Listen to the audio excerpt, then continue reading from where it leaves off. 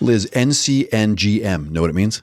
National Center for Next Generation Manufacturing. Dude, you are a pro. They are having a community of practice on May 14th at 1 p.m. You can join online. Folks who are interested in mechanical design, metrology, mechatronics. Oh, God, you really are good. So go to nextgenmfg.org to learn more. Really encourage folks to participate. Liz, do you think a lot about your mortality?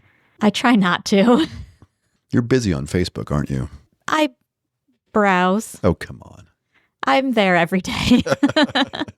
I don't post every day. So you're there every day, but what happens when you die? I'm just assuming it dies with me. Wouldn't you want to be there every day? No. Post-mortem? That's weird. Not according to Mark Zuckerberg, my friend. That's just weird. From Business Insider, death isn't the end. Meta patented an AI that lets you keep posting from beyond the grave. How's it going to do that? I don't know. You tell me. Okay, so Meta has been granted a patent for the AI system designed to simulate a user's social media activity during long absences or after death. So the technology is going to train on a person's historical data, like their likes and comments and posts, to post-mortem interact with their followers and respond to DMs and even simulate video and audio calls. So Meta claims they have no current plans to implement it, but the patent highlights the rise of grief tech and ghost bots. This is all, could you imagine like all of a sudden getting like an instant message, what's it called, a DM from like someone that you know is dead? Or a call or a voicemail. Yeah, that's even worse. Or like seeing that someone liked your post who's dead. I'd be like, I've lost some dear friends and I just assume that they are living in a social media free post afterlife. That's right. Talk about an ongoing hell. I almost think we should rename this little open that we do before we actually start the show. Something like, just because you can do it doesn't mean you should. Yeah. But Liz, here's something that I could do and should do, quite frankly. So speaking of heavenly things, you did such a good little bit at the end of episode, was it 100 or 101? 101 with the roll the credits. And so we were talking about your ASCD book, Learning They'll Love. And it needs a little goosing, right? I mean, always. Right. So I made a little something for you. Let's just see if this will load. All right. So, and I don't know, it just felt celestial to me. Okay. Ready for a brighter way. Learning They'll Love by Dr. Liz. Find it on Amazon, a powerful guide for every student by your side. Learning They'll Love, the high note. Find it on Amazon.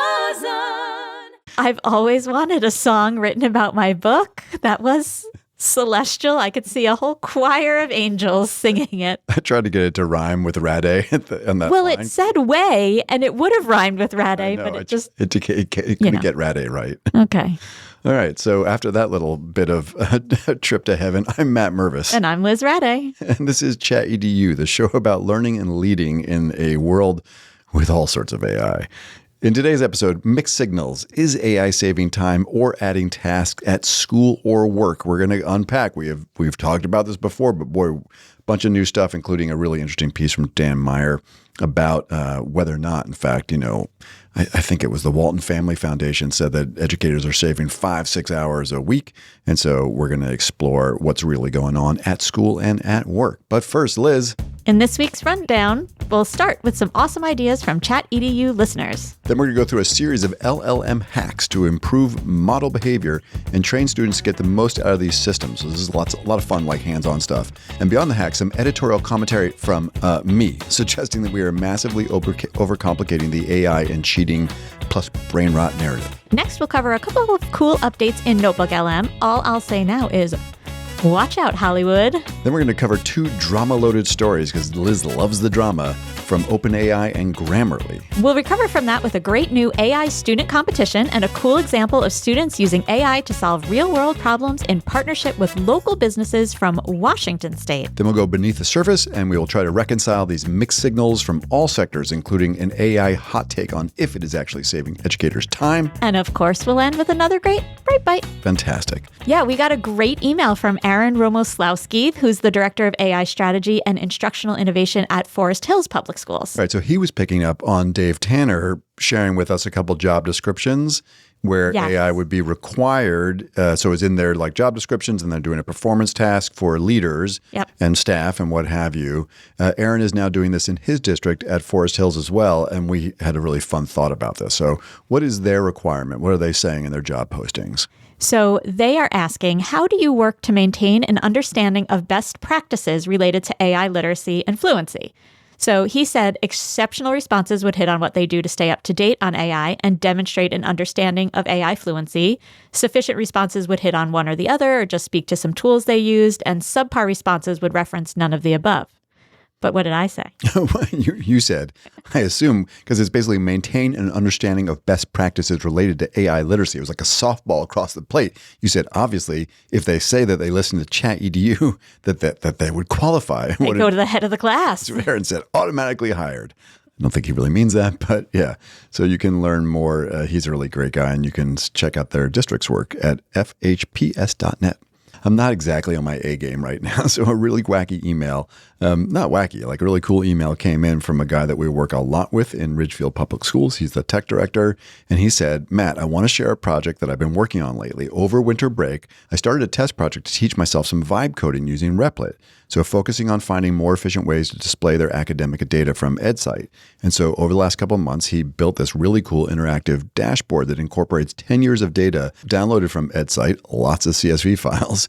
And while he says he's not sure if it's the best application for this tool, I wanted to share it with you and get your thoughts. It's still very much a work in progress. And it was great. It was a really cool application. So I said, hey, Wes, this is awesome. Do you mind if I share this with the aforementioned Dave Tanner, the AP at EO Smith, because he's a big vibe coding guy. I said, not sure if you guys know each other, but, you know, you're vibe coding birds of the feather. But because I was working on the weekend and apparently I'm down on sleep, I accidentally sent it to Dave Teleska. Do you know him? Yeah, he's the principal at UC Goodwin. We've worked with him for years. Yeah, super cool guy. But it was just a mistake, right? But as it turns out, Dave Teleska is also a vibe coding guy. So he says, thanks, Matt. I'm always happy. He didn't know I sent to the wrong person. He said, thanks, Matt. I'm always happy to connect with other folks in creative ways using AI. And then he says, Wes, I can't wait to play with your site. It sounds great. If you want to try this vibe coded sub coverage app I built, here you go. It was a labor of love, but it saves tons of time at some of our career and technical education. So UC Goodwin is one of the 17. Oh, nice. Wow. You know all this stuff. 17 career and technical high schools here in Connecticut. And so he built this really awesome like sub coverage app. You put in the teacher and the subs available and the time of day, and it kind of just converges all the data and helps you solve that problem. So now all of a sudden these guys are figuring this out. And I realized I sent it to the wrong Dave. And I said, oh my gosh, let me now loop in Dave Tanner. So I forward this thing to Dave Tanner. And Dave Tanner says, oh, this is really cool. And now I've got Dave, and Wes, and Dave adds, one of our best web apps this year was to take all the active behavioral referrals along with live tracking data for the referrals. This tells admin teams which referrals we still need to act on, and has simplified our process to ensure that nothing gets missed. It's all built on AppScript and includes notifications to the students, the parents, originating staff members, the counselors.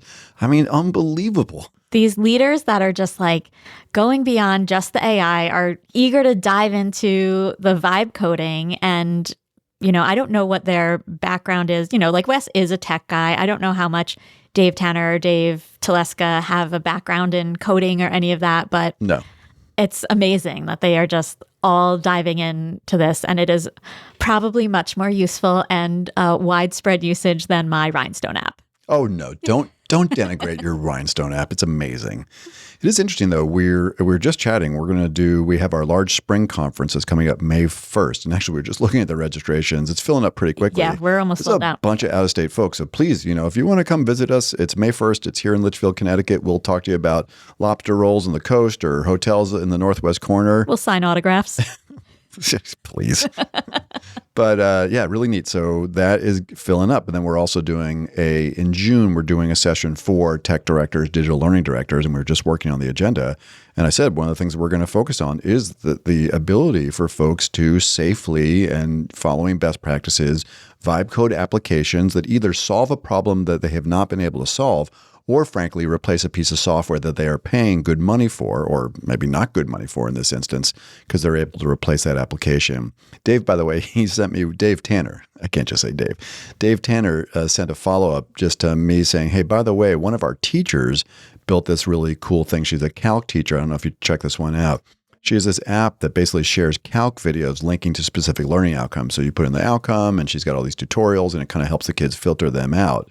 Really neat. What was especially cool, and she asked to make sure that I shared with you, is that he built the whole thing as a challenge. So he put the challenge out to some students and people on the AI planning team and teachers, and he used the PIP platform to do it. So which is our personal interest project platform. So he kind of wrote up the challenge, put it as a mini PIP, and then sent it out to staff. And then this was one of the things that teachers came up with. So that's so cool. yeah, great email, just kind of listener email bag, but these were just wonderful stories. So thanks everybody for what you're doing.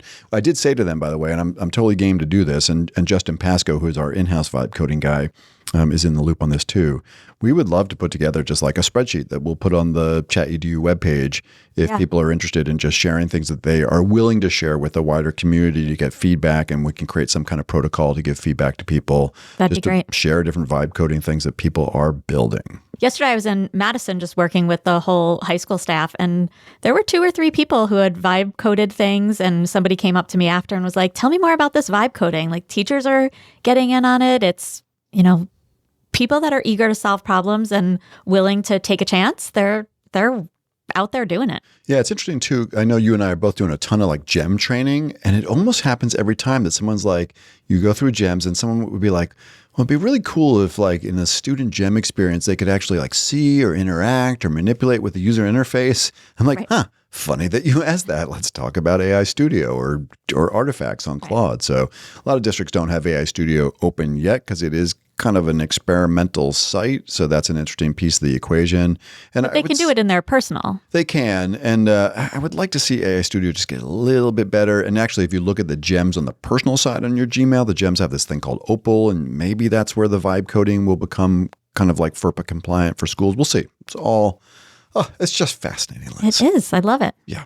Speaking of just fun things, here's a couple. We had a few. We shared one last week from Jerry Creasy, which we really enjoyed. Yeah, fun little hacks, kind of like personal stuff and out of the classroom stuff. One of the things that people have noticed a lot is that ChatGPT and Gemini have a habit at the end of an output to say, here's 17 things I can do for you as well. Would you like me to do items 1 through 17? And sometimes there's good stuff in there, and sometimes it's a little annoying. Now, interestingly, in ChatGPT on the mobile application, there's a little toggle where you can just say like, stop saying stuff at the end of the chat. I would like to have a little toggle that says, stop saying stuff at the beginning of the chat. Like, what a great question. Yes, I know. No sycophancy, no follow-up. Thank you. All right, nonetheless, so this is from Tech Radar, Graham Barlow. I got tired of ChatGPT baiting me with follow-up questions at every answer, so I made this one small change. So what did they do? So if you're not on the mobile application, turning it off, what can you do actually in data personalization to turn this stuff off? Yeah, so he put a custom instruction under personalization, and these are the exact words. After providing an answer, do not suggest related topics, deeper dives, examples, or extras unless directly requested in the user's message.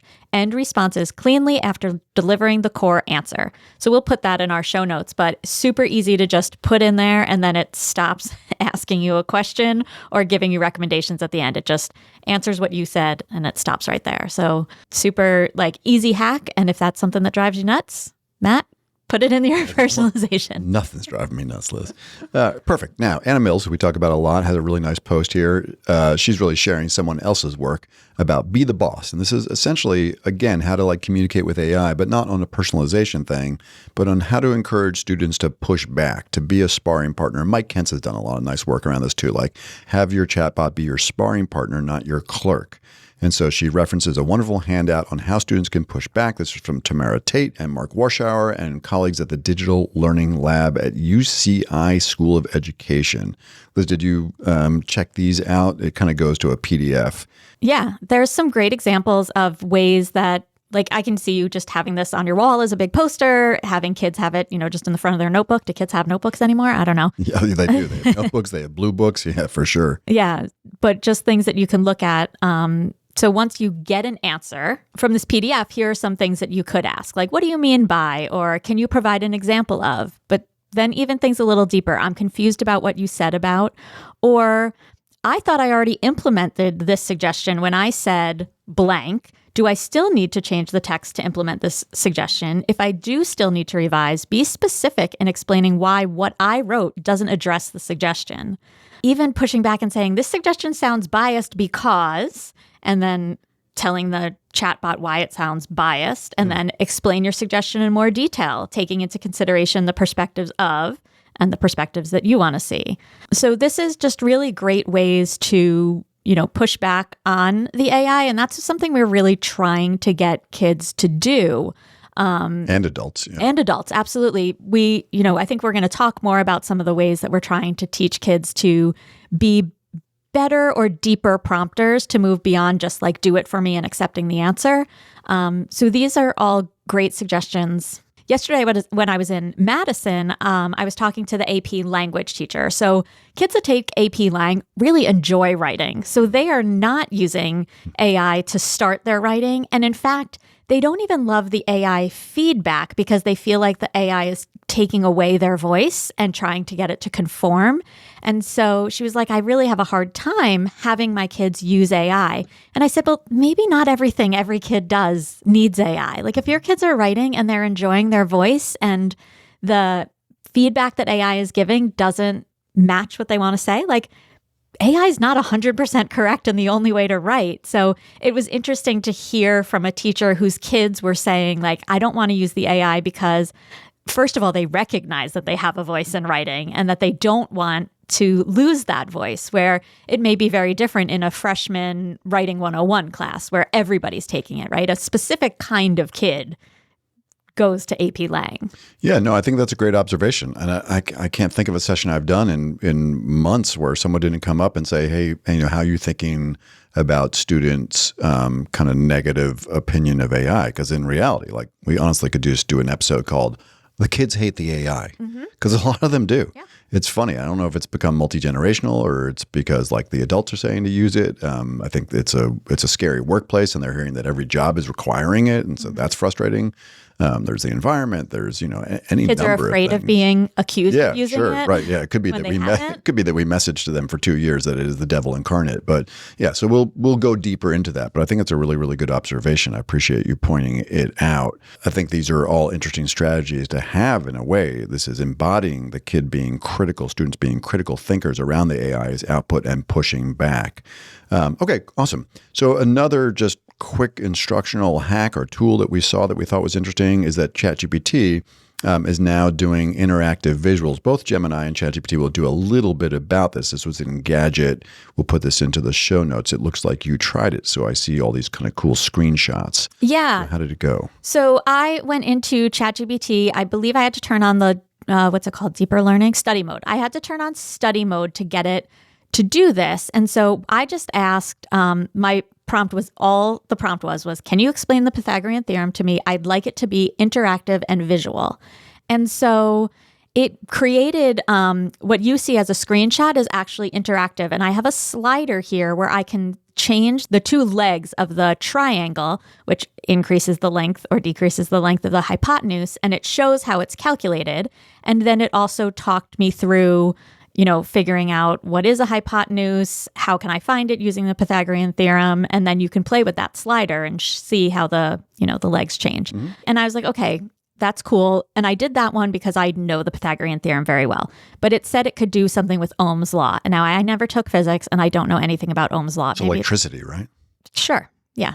It explains how electricity flows in a circuit. I just asked, what is Ohm's law? Because I've never even heard of it. I'm sure I did at some point.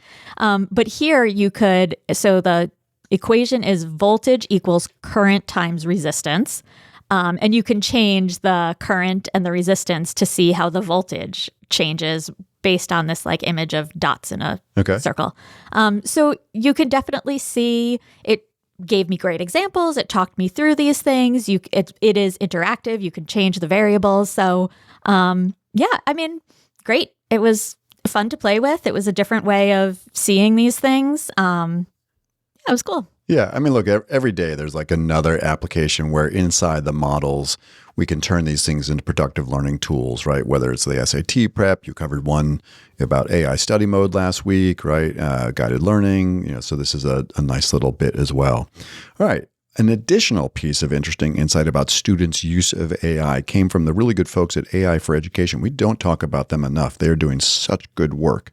So this is a checklist they kind of put out. They do really cool webinars. I mean, just, I do a lot of training around the country where those are school districts where they've, been and spent some time as well, which has been fun. So this is basically a tool. It's a self-reflection checklist designed to help students evaluate whether they are using generative AI strategically to build their own thinking or allowing it to take over the learning process. Kind of guide students through these 4 key areas: academic thinking, creative work, communication, and personal decision-making to identify strengths and opportunities for independent growth. So as always, you do a great job unpacking stuff. You're the best doer out there. So what was your sense? I know when you first looked at it, you're like, oh, this looks awesome. Did you get to dig into it? Yeah, I did. So it is the student self-reflection checklist for strategic Gen AI use. And in big exclamation point bold, it says, important. This isn't a test. Checking boxes simply indicates areas where you might experiment with different strategies. So it breaks it down into academic thinking and problem solving, creative work and expression, communication and social skills, personal decision making. Each one has about 3 examples. So for example, under academic thinking, there's strategic use, and there's 3 examples. I attempt problems independently first, then use Gen AI to check my approach. The second one is I can explain my work without referencing generative AI. Or the third one, I feel confident completing similar work when generative AI isn't available. And so you can check 1 of these, 2 of these, 3 of these, depends on the subject, whatever you're thinking about. And then there's growth opportunities. So I immediately turn to generative AI when encountering challenges without trying it first. I can't explain my work, only that generative AI suggested it, or my test performance is significantly lower than my homework performance. So those really help kids think through like, oh, okay, like, yeah, I actually can't explain it without generative AI, or why is my homework performance so much higher than my test performance? So they go through these for these 4 different areas. Personal decision making is the last one. It's very interesting. And then it's kind of like one of those quizzes you would take in like Cosmo or like Teen Beat. Teen Beat, it's so 80s. But it tells you if you have in the strategic use behaviors, if you have 9 through 12 kind of points. It's like a little self-score. Right. You have strong strategic use, but of 0 to 4, you have opportunities to develop your strategic approaches. Huh. It'd be a good class assignment, right? It sort of feels like some of the Sparks Toolkit stuff. Yeah, so you could go to your teacher or your parent and be like, look, I got a 9 out of 10 on my checklist. But here, there's the second page that really could push kids further. And I see this as being what you would do with your class next. So thinking about which of those 4 focus areas you want to work on for, say, the next week. And then writing down 1 strategic use behavior I'll practice this week, how I'll practice it, and how I'll know it's working. And if you do this even once a month or once every other week as a Google form, like I'm thinking of like, if you're in a class where you do encourage it, having the kids do this, at the beginning of a week, at the end of the week, reflecting on it, or 2 weeks later, reflecting on how you did with these things. This is what you said you were going to try. What did you do well? And then making your goal for the next 2 weeks. Like I could almost see myself doing this if I was disciplined enough to do that. I love it. We'll make sure to put this in the show notes, but yeah, it's really just making kids think and stop and take a minute and think about how are they using AI and is it strategic and how to get better at it. Very cool. Thanks for doing that deep dive. I really like it. And so, yeah, as Liz said, we'll put that into the show notes. So I don't want to push back on this. I think this is a great tool.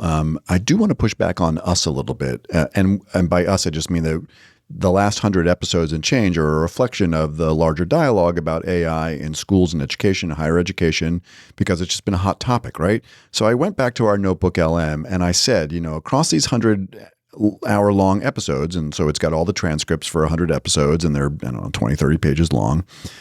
How much have we talked? Like, what have we said? And what's been the kind of theme, and then what are the top topics? I think we've done this before, but then I want to know where, like, how often are we really talking about cheating, cognitive offloading, brain rot, this whole kind of constellation of stuff, which is addressed in the checklist. So it turns out that we have spoken, according to Notebook LM, somewhere between 750,000 and a million words. Wow, that's a lot of words. My uncle told me I was going to run out of words. Uncle Joe, I'm still talking. Oh, Uncle Joe. Why did Uncle Joe think you were going to run out of words? Because I used to talk so much as a little kid, and he would tell me that if I didn't stop talking, I was going to run out of words. That is hysterical. Yeah. Oh, my God. R.I.P. Uncle Joe. No, he's alive and living. when he goes the other side, he can keep telling you on Facebook that you need to stop talking. Sorry, Uncle Joe. I apologize. All right. So, million words and going strong. And so this was the second most talked about topic on ChatEDU. So this kind of academic integrity, cognitive offloading, blah, blah, blah, blah. And it estimated that we have spent somewhere between 75,000 and 100,000 words debating, analyzing, and agonizing over brain rot, academic cheating, cognitive offloading. That makes me feel bad. Yeah. What would Uncle Joe think about that? Do you know what the number one topic was, by the way? So if academic integrity was number two. Probably something about the platforms? Yeah. 100%. Google, Gemini, Magic School, right. The whole bit. Rappers versus non-rappers. And just, you can see it like over and over, right? Episode 64, brain rot or brain stretch, rethinking rigor in the age of AI. Let's see. Then we've got episode 35, motion rejected, the AI cheating case that surprised everyone, including us, which was the kid in Hingham, Massachusetts. I went to Hingham, by the way, after we talked about this thing, did a yoga class there. What a nice town. You did not go there for AI? I was like, you were in the district? No. Just doing yoga. Let's see. Choose your own adventure. This is episode 70. Liz, an AI tutor or a cheat? One about the college essay. Episode 39, flipping the script, English class in the post-ChatGPT era. Episode 13, AI surrender, professors throw in the towel on writing.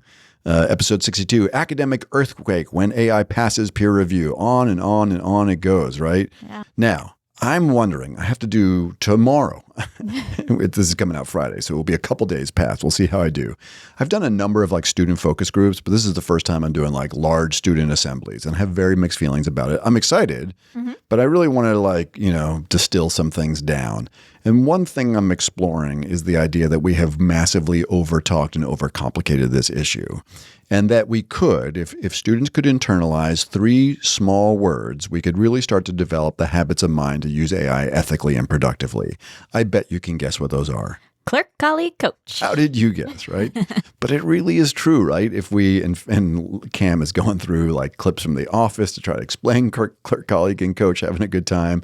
But, it's not like there's always negative implications of clerk. So if you say, take my messy handwritten notes and organize them into a table so I could study, that's an okay clerk prompt. But most of the clerk cases are like just offloading. I think we have that really fun chat autopsy simulator, and it calls it the dictator servant mode, where it's just like, write my essay for me, Do right? this for me. Yeah. Student provides a prompt like, write a 500-word reflection for this article and make it sound like it was done by me. Oh, add more words. It's just like doing the thing. Or, here's a long, complex thing. Tell me what it means. I don't want to read it. Those are clerk offloading tasks. And if we can recognize when we're acting as a clerk, then we can recognize when we're using AI in ways that aren't productive. If we can recognize when we're using it as a colleague, right?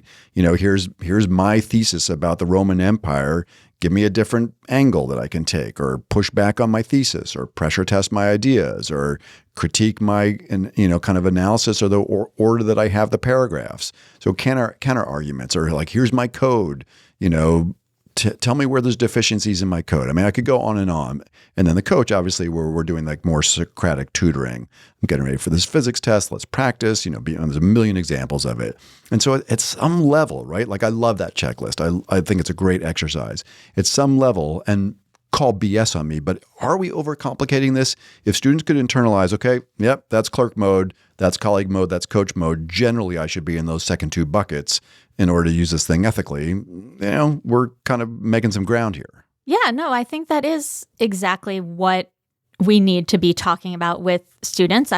We were both doing some of this yesterday with teachers and giving them, you created a really awesome gem that the teacher can put in their grade and their subject, and it'll give them examples of what a clerk prompt, a colleague prompt, and a coach prompt might look like. You created a second gem where they can practice writing clerk, colleague, and coach prompts. Yep. And I was talking about how this really is something you could use with your students to help them get this framework and help them move beyond clerk prompts to colleague and coach prompts and just think more about how they are using the system and how they're prompting, and getting them to write better prompts that are making them think more and not get off of, like, take the easy way out and just get out of there. Yeah. Yeah, I mean, definitely probably drinking our own Kool-Aid a little bit, but and I'm glad you got to use both of those. That's cool. Yeah, I haven't actually used the second one where they have to like test writing their own, which is smart. Good job. Thanks. See, I was being a clerk and letting them off easy. Yeah, so we'll see how it goes with the kiddos tomorrow. But I'm looking forward to the conversation, and it's a lot. I mean, it's nice to have an opportunity to speak directly to students, to talk about the environment, to talk about authentic voice, to talk about with them about clerk, colleague, and coach, to talk about jobs and careers. And that's the other angle on the clerk, colleague, and coach thing. By the way, we say it over and over again. It's not us. It's Andrew McAfee, right? MIT, smart guy. What else is there to say? Yeah. I think it's just a brilliant framework. It's simple. It's distillable. But when we've covered, a multitude of stories where AI is now required as a daily thing that people are measuring it at work. Mm-hmm. And in general, where employees are able to show colleague and coach mode, they're getting more done, they're getting raises, they're, moving through the employee evaluation process more productively. So, okay. Yeah. Enough said. Let's talk about Notebook LM. Favorite tool. Yeah, I think it's been almost a week since we've had a Notebook LM. So we have two. One of them, unfortunately, is not available to us unless you're shelling out the $200, which Ethan Mollick, I think he probably gets it for free from Google. I have no idea. He posted a bunch of examples on LinkedIn, which I think you saw. But basically, you can now, we've gone from the really boring videos. Liz was very critical of the first round of the videos to like the more interesting videos. These are in the studio mode in Notebook LM. So I think most folks are familiar, but I upload a 20-page PDF. It turns it into like a fun animated video, but now these are moving into cinematic mode. So this is from the Google Keyword blog. Google has launched cinematic video overviews, a major upgrade that uses Gemini 3, Nano Banana Pro, and VO3 to transform the source documents into immersive videos with fluid animations and AI-directed storytelling. The feature is currently available in English on Google Ultra subscribers who are 18 and over. What did you think? Okay. Cool. Okay, moving on. If you want to do your own assessment, follow Professor Mollick on X, LinkedIn, Threads. I think he's on all things social. And he posted, what was neat about his is that he basically said to Notebook LM, do a deep research report and make a video telling me exactly how to take over Rome if I time travel to 66 BC with a single backpack. And so I thought the deep research combo with making a video, like I'm not in the ultra version, so I don't know if you can do that directly in studio or you have to go to deep research and sources and then make that into a video, but whatever. I was more impressed than Liz was. Now, Liz is also probably not going to be blown away through this feature because it's like, oh my God, a new file format for sources. So Google makes Notebook LM more useful for students and book lovers. Liz, book lovers. I'm a book lover. Android police, tell us about this one. Yeah, so Google has updated Notebook LM to include native support for EPUB files, allowing students and researchers to upload digital books directly without first converting them to a PDF. So it just enables users to transform entire ebook libraries into searchable AI knowledge bases, slide decks, or video audio overviews. So EPUB files there's some advantages over PDFs because they're smaller in file size and reflowable text for different screens, but there's still some features missing, like folder support for organization and one-click export options for easier sharing. But, okay, great. We can put EPUB files in there. Well, this has been dealing with the fact that I've been a little cranky the last few days. We've both been a little cranky. So maybe we're just not impressed by these features because of our general attitudinal disposition. Well, I mean, Notebook is just so awesome. So there's been much bigger things that have really improved. Like this week, for the first time, I saw that I could take my slides and export them to PowerPoint, really? Yeah. So literally one day I couldn't. And the next day I did PD at a different school. And I was like, oh, I literally told them yesterday that this feature was coming and it's here today. So I can now export them to PowerPoint, but it still exports them each as a static slide. So you can't do more editing than you could really. Wait, I'm so jealous. What's going on here? do you have to do a new one in order to do this, or can you do it with an existing one? I think you can do it with an existing one. Download to PDF. No, that's not PowerPoint. I don't have this. Why did Liz get this before me? All right. So for the rest of you that have it, like Liz, but I don't, if you basically go to your slides, which is a PDF version of your slides, and then there's the 3 little dots. You now have the edit button, which was amazing, the revise, the share, and then you have the 3 horizontal dots, so a flat hamburger menu. And then Liz has, what are the 3 things? I'll tell you, I have 2 things, show prompt and download. What do you have in your little horizontal dots, Dr. Rade? Well, I have show prompt, download PDF document, and download PowerPoint. Okay. And someday, and then you can download the PowerPoint and then upload it into Google Slides. Someday they will just be like export to Google Slides. Now, I will say in deep research, this is what a total geek I am. I was training yesterday, as Liz said, and I was in deep research. And on the top of deep research for a while, there's been like a create a infographic. It says create infographic or web page. The web page thing has never worked for me, but the infographic's good. There's the export, but then there's a new button called contents, which just goes to then like a kind of outline of what's in the deep research document, because deep research documents are so darn long. Yeah. Yeah. Anyhow, I was like, oh my God, what's here? People are like, oh my God, this guy needs a social life. But we like learn things literally on the fly. I know. The PowerPoint thing came out literally one day to the next. Yeah. So speaking of Liz not being impressed, I'm going to put in the link to Professor Malick's Rome video with a single backpack, and you can decide for yourself. You can email Liz at chateduvance.org. And by the way, if you're enjoying the show, which at this point you might be like, feel free to share it with a friend. We really are enjoying that more folks are getting access to the pod. Did you get an amazing email from Australia yesterday? No, I did not. I did. Wait, what the hell? You're getting download buttons in Notebook LM and an amazing email? On LinkedIn from our friend Julian Ridden. Okay, go ahead. He says he's the head of AI for a group of 18 schools here in Australia, and he would love to share some stories from the land down under. So they're doing some awesome stuff there. His role actually includes like policy, tool use, implementation, and classroom practice. And he runs ethics sessions with kids and parents. So he says, so much to do, not enough time. Just wanted to thank you and Matt for the awesome content you put out. Fantastic. Yeah. So maybe he'll want to come visit the pod. Maybe we need to go visit him. You were going to say to me, and he invited me to come to Australia, but said that you should leave Matt at home. So Liz, a little drama, 3 drama stories. I know you love the drama. I do. 2 ChatGPT and 1 Grammarly. All right. First, ChatGPT EDU, which is the higher ed version, Cal State, all the different places. They had a little security flaw. So the ChatGPT EDU's Codex cloud environment exposed sensitive research metadata, allowing university colleagues to view repository names and account activity. I'm not sure if it was just within an account, although like across Cal State, that would be a lot of people. So it let people see what people are researching. And my sense in higher education is that people are a little bit proprietary about the stuff they're working on. Yeah, so that wasn't great. Doesn't seem to be affecting the non-ChatGPT EDU accounts, but a big exposure and the potential risk for idea theft across academic institutions. Oh, wild. Now, related, the University of Colorado staff and students push back against university-controlled AI rollout. This could be related to our episode title called "The Kids Hate the AI." All right, so what's going on here? This was CPR, Colorado Public Radio. Yeah, so hundreds of University of Colorado faculty and students are protesting a $2 million a year agreement with OpenAI to launch ChatGPT EDU on March 31st. And so these critics say there's a lack of transparency and consultation, and it raises concerns around data privacy, the commercialization of student work, environmental impacts, and the potential erosion of critical thinking in the classroom. So they do not want the University of Colorado to pay $2 million to ChatGPT. This is not just ChatGPT or OpenAI, right? We talked about this with Dartmouth, with the Anthropic deployment that they were doing. We've talked about a number of different places. Actually, I think that was on a ChatEDU check-in.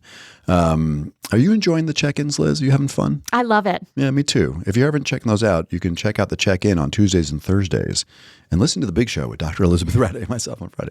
All right. And then finally, Grammarly. Oh, I listened. Did you hear Hard Fork talk about it? These guys, they cannot keep out of the news. Tell us about this, Liz. Yeah. They have a new tool called Expert Review featuring experts, giving people feedback on their writing. But But the experts didn't agree to that. So Grammarly, which is now called Superhuman, apparently, faced this massive backlash and a class action lawsuit following the launch of this expert review. So this is an AI feature that simulated feedback from real journalists without their consent. So you can get feedback from like an expert like Stephen King style, or Casey Newton from Hartford really? was Casey's one of them. on it? Yes.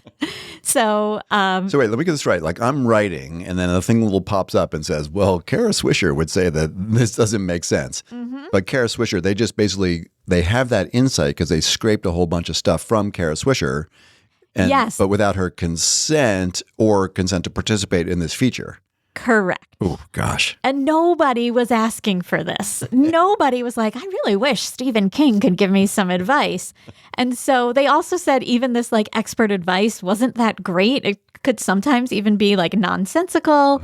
So the Grammarly CEO did share an apology on LinkedIn and acknowledged the company fell short and has disabled the tool for now and is doing a total redesign. So yeah, people weren't thrilled. Okay. Well, that was fun. As you know, I love a little drama. That wasn't too bad, right? Did you enjoy that drama? It was great. And hearing Casey Newton talk about it was great. So if you listen to last week's episode of Hard Fork, he had some hot takes. All right. No, but let's elevate the dialogue, Liz. Okay. So a little beyond the bot, which is where students are using AI to solve real world problems. You know, look, we get stories like this every day. They're in our feeds. We track them. We're writing, we're working on a possible book around this topic. We have an article coming out in Ed Leadership. But when something comes out that looks new or different, that's worth sharing with the community, we wanted to share that. The USAII has a global hackathon, which folks can participate, right? We saw another one from MIT, but the window had closed. So the United States Artificial Intelligence Institute has opened pre-registration for its fully virtual global AI hackathon. This is both for kids like 9th grade and up. There's a $15,000 prize and all sorts of professional certifications. We will put the link into the show notes. But if you are doing competitions around AI with your kids, which we would argue is one of the very, very best things you can do, check that out. And then a second one here from the Quad City Herald. Is that right? The Quad City Herald. And this was cool. This was basically like an AI challenge, but in partnership with businesses. What was going on with this one? So the NCW Tech Alliance, supported by Microsoft, launched the AI Youth Corps to pair North Central Washington students with small local businesses. And so this multi-solving model provides businesses with low-risk AI experimentation while students gain workforce readiness by building these agentic tools like an AI assistant for the Chellen Douglas Health District. So they're solving real-world operational challenges out in good old Washington State. It's fantastic. We're doing a bunch of work with our workforce investment boards here in Connecticut.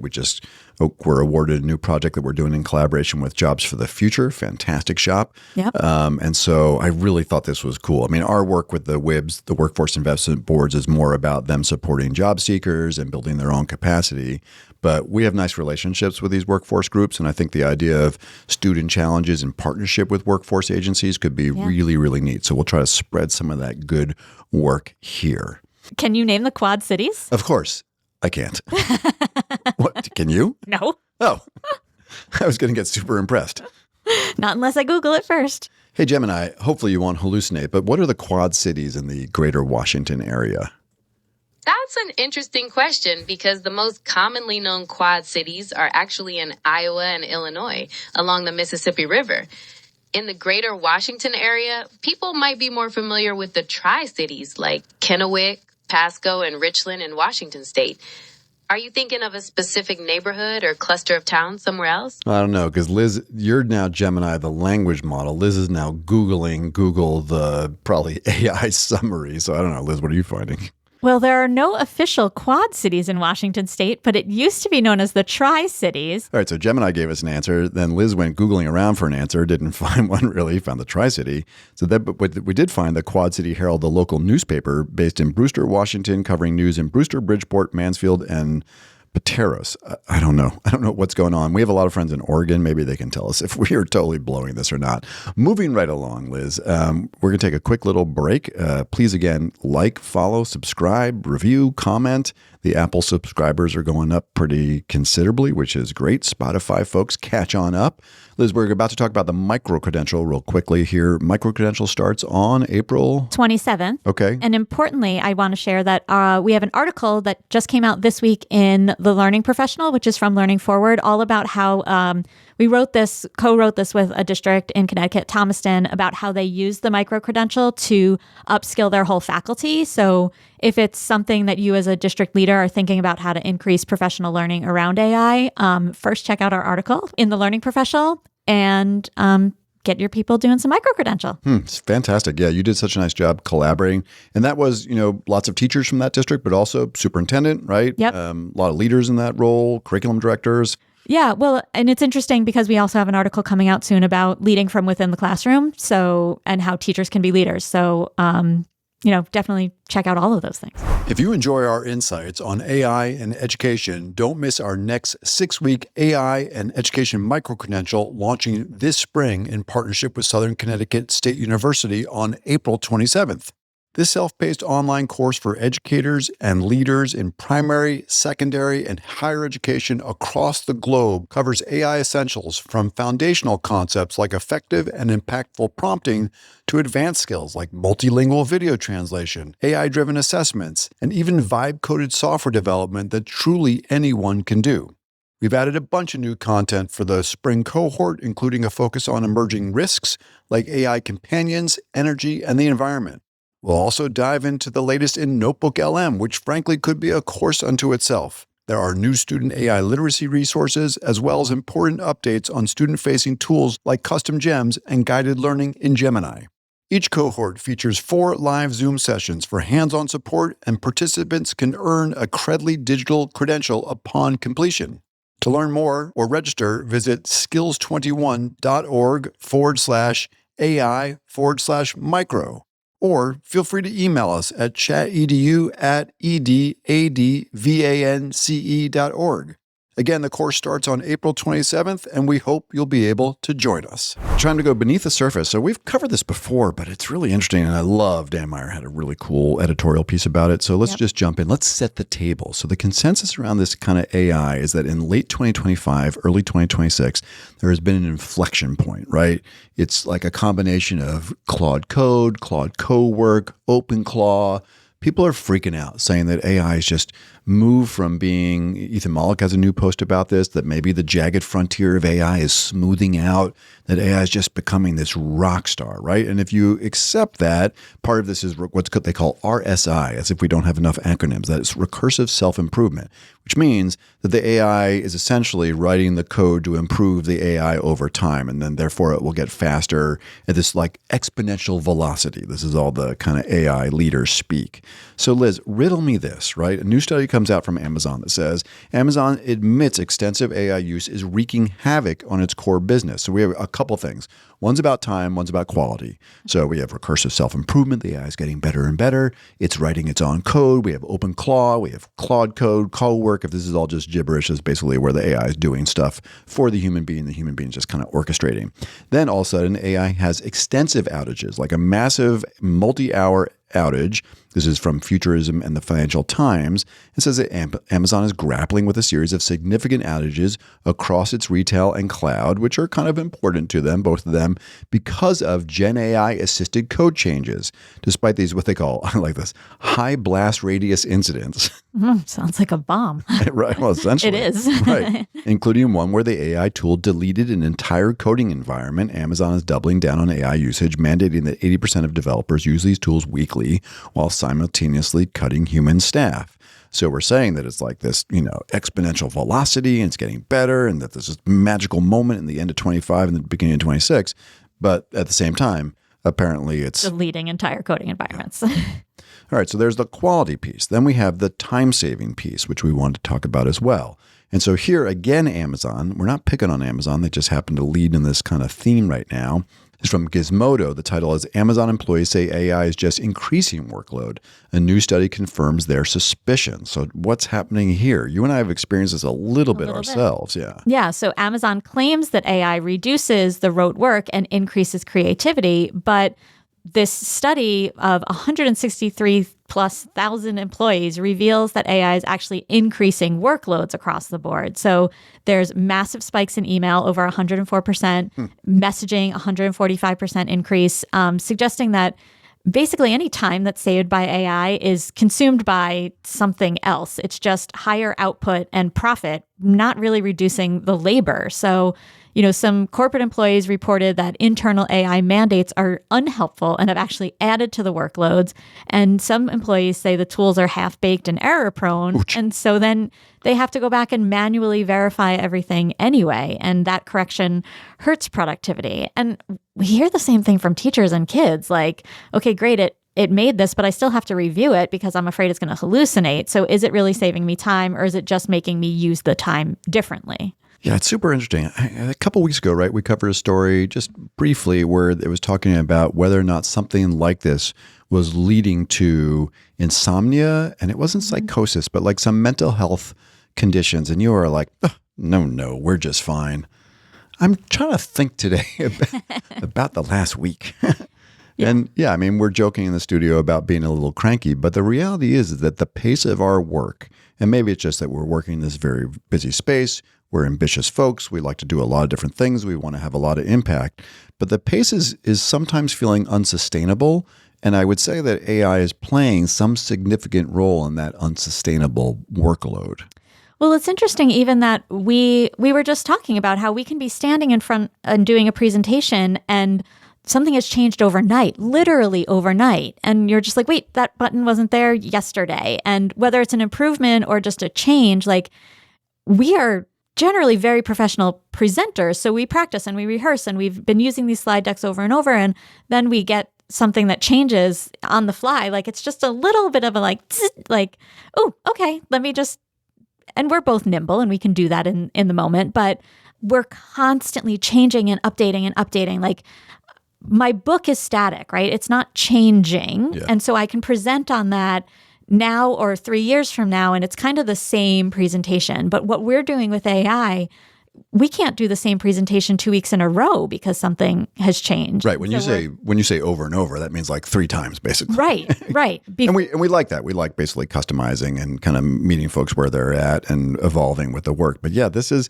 and look, woe is us. I don't want to make it all about us, but just reflecting on the fact that there may be some truth to this. And I think we have technically called poo-poo on that, but in reality, I think, and it'd be interesting. So certainly folks, including your new friend in Australia, who sounds like he's also taking on a big portfolio of work. Yeah, so feel free to email in on ChatEDU at EDADVANCE. What should the subject line be? AI is pissing me off. Send those to Matt Mervis. Mervis at EDADVANCE. You can commiserate with his cranky. Now, to bring it to the education sector, right? So we have these 2 Amazon stories, one about quality, one about time, and just sort of the increased burden of the workload and the velocity of AI.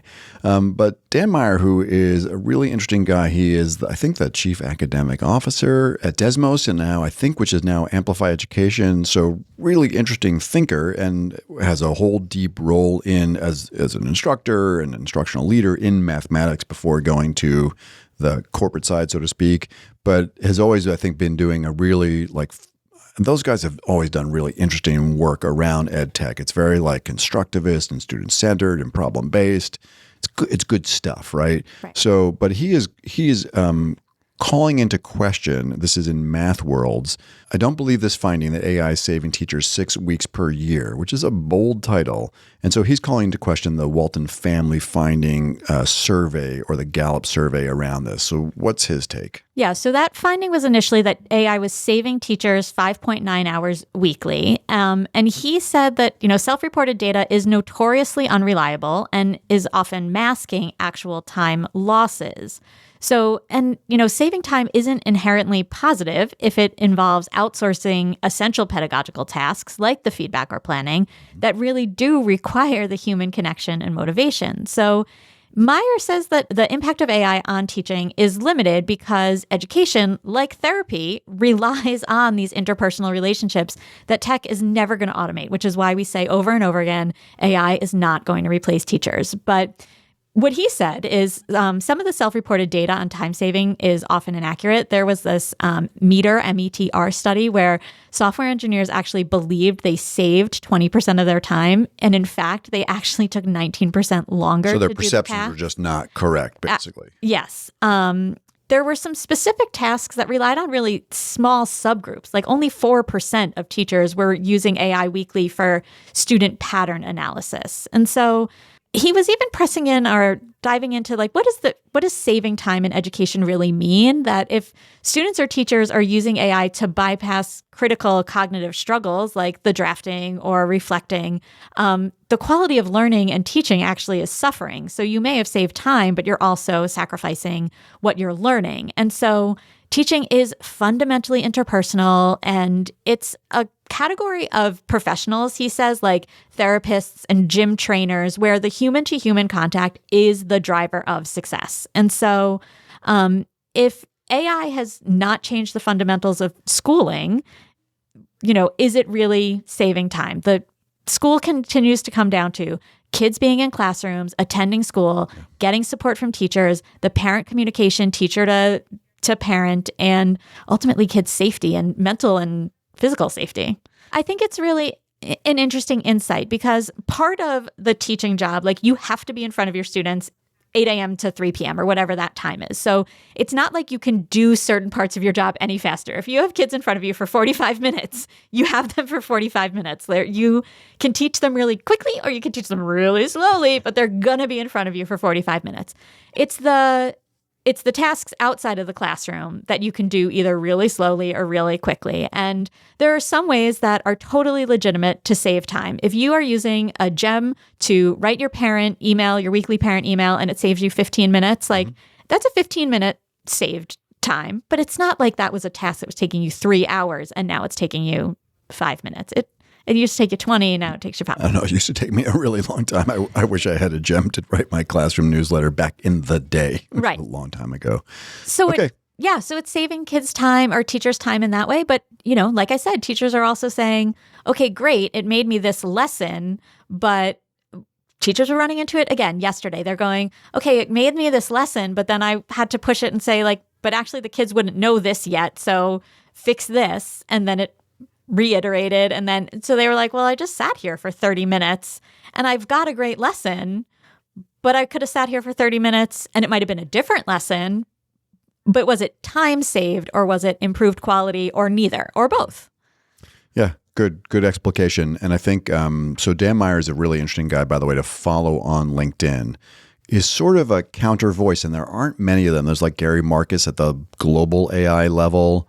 I'm trying to think of who else. And Justin Reich, I think, does a good job, kind of like, I'm not calling BS, but just, critically evaluating where we really are. And so, yeah, both those folks, I think, would be worth following if you want to have sort of just a different perspective on this. There's a lot of cheerleading going on. I think he does a very good job being balanced. Like, actually, they just spent a year building a really cool AI application within the Amplify suite, but they were very intentional about what it was going to be and look like, and feels very different from anything I've seen in the environment. So good stuff.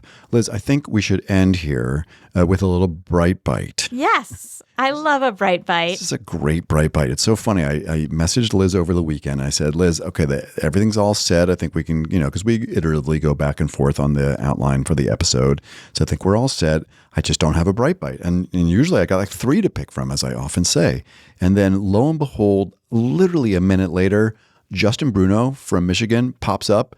I think he's the Oakland school system in Michigan. We knew him when he was at Michigan Virtual. Great guy, good thinker, also good person to follow on LinkedIn. He says, here's my recommendation this week for a bright bite. Oh, awesome. It was such good timing. And it's an awesome story. So this is, interestingly, Liz, this is a really sweet story. I'm actually using this in my student presentation this week. So this is from The Australian, which I thought you would deeply appreciate. Love, of course. Yeah, and there's additional details from UNSW and the University of Queensland. But this is a guy who had a dog who unfortunately got this dog in 2019. And then during COVID, I think the dog developed some tumors. It's like a kind of a mutt, mixed breed dog. And the guy has no biology background at all, but basically used a combination of AlphaFold, which we talk a lot about, and some DNA sequencing. So there's a lot of citizen science going on here and some serious ChatGPT, and wound up essentially developing an mRNA vaccine, at least to help his dog Rosie. So tell us what happened here. All right. So the title is Tech Boss Uses AI and ChatGPT to Create Cancer Vaccine for His Dying Dog. So this guy's name is Paul Cunningham, and he's an Australian AI consultant with, like you said, no medical background. So he used ChatGPT, Google's DeepMind AlphaFold, to design this first of its kind personalized mRNA cancer vaccine for his dog Rosie. And so conventional treatments did not treat her mast cell skin cancer. So he analyzed the genomic data and identified specific mutations and led to this custom vaccine that, listen to this, it shrunk the dog's tumor by 50 to 75% and significantly improved her quality of life. In the story, it said that Rosie is back out to chasing rabbits. Oh. So now it's interesting because there's a couple different tumors here, and they're actually reacting in different ways. So Cunningham is now working on a different sequence to attack a second tumor on Rosie's back leg. But yeah, it's such an interesting story and just a great example of a bright bite. And also, if anyone were feeling cranky and you hear this story and it does not warm your heart, then you are the Grinch. So yeah, go get him, Paul Cunningham. We'll put this one into the show notes. The Australian, unfortunately, is behind a paywall. But I have noticed, by the way, if you put any link into Gemini, this is not good. If you put any link into Gemini, and like we have a summary tool that we use just to help us think about what stories to cover, it essentially gives you the entire transcript of the story, even though it's behind a paywall. Sorry, Google, if I just let out a big old secret. I suspect I did not. Well, Liz, really nice. I want to sing the heavenly Learning They'll Love song, but we'll let Gemini do its work there. Next Monday, you and I are co-keynoting the Atomic Conference, which is a big math conference, which means you're among your people and I'm way the hell out of my depth. Yes. But nonetheless, we're looking forward to doing that. And we'll be back here in the studio on Tuesday, and that will be out on Friday. But again, yeah, please check out the ChatEDU check-ins. Those are every Tuesday and Thursday. Let us know what you think. It's just a quick story. These are like 4 minutes, right? 3 or 4 minutes. Liz does a couple. I do a couple. So we'd love to know what you think. There's so much good stuff to cover as per our point before. And again, please do like, follow, subscribe, write a comment, send a carrier pigeon, whatever works. Feed the algorithm. It's so funny last time you said that. Wait, can you say it in your really classic, Liz? Feed the algorithm. I love it. Fantastic. So that means, Liz, it is time to roll the credits. As always, we'd love to hear what you think. So please let us know at chatedu@edadvance.org. That's EDADVANCE.org. And also rate, review, and subscribe to the podcast on whatever platform you are using. ChatEDU is brought to you by EdAdvance, the nonprofit regional education service center in Litchfield, Connecticut. This episode of ChatEDU is sponsored by the National Center for Next Generation Manufacturing. ChatEDU is recorded, edited, and produced by Andre Angelo and Justin Pasco, whose dedication and expertise bring our discussions to life. ChatEDU's executive producer is the multi-talented rock star Cameron Audia. Additionally, we are grateful for the support of our colleague Gary Robinson, and we appreciate his time and talents. And of course, a big ChatEDU shout out to our fearless leader and executive director, Jonathan Costa, for inspiring the pod. And finally, a heartfelt thank you to our listeners for joining us on this journey exploring the thoughtful and innovative integration of AI in education. Hello, everyone. My name is Jonathan Costa, and I am the Executive Director at EdAdvance, and I want you to know how much we appreciate our listeners. If you enjoy the podcast, feel free to explore EdAdvance's other AI services, which include customized professional learning of all kinds, conferences, our new middle and high school student AI literacy course, and our educator and leader micro-credential, co-sponsored by the Southern Connecticut State University Office of Workforce and Lifelong Learning. Just visit skills21.org/AI to learn more. That's all for now, and thank you for listening to ChatEDU.